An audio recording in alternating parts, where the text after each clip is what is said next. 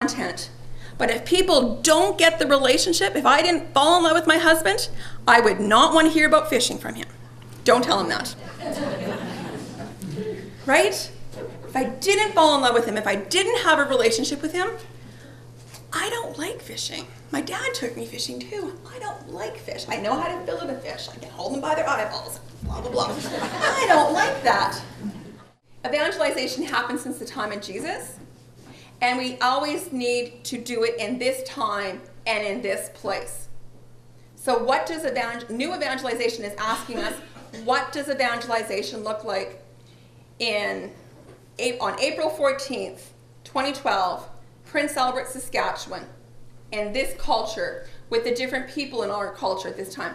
Because 100 years ago in this location, the church was just beginning. There weren't all the buildings, and I mean, it was a totally different place. Evangelization meant something different at that point in time than what it does today.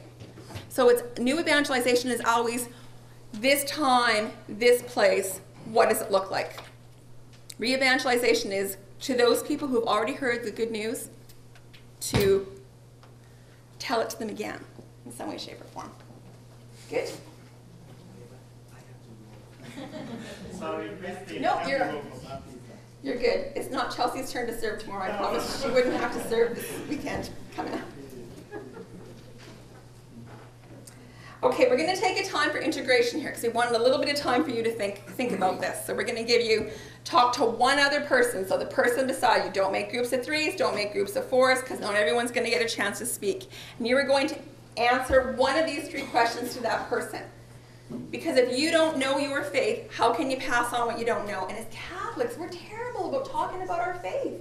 It's just not who we are. We believe and we practice, and that is a very strong gift within our church community. To talk about Jesus and to talk about, where that faith came from, we're not quite as comfortable when it comes to that. So with one other person, if I see you talking to another person, I'll send Warren after you. I don't know why I'm picking on Warren. Because he can see above the crowd, but I can't. So with one other person, we're going to take 3.5 minutes. You answer one of these questions. Who brought you to your faith? How did you share your faith with others? Or what inspires and what impedes you from faith sharing?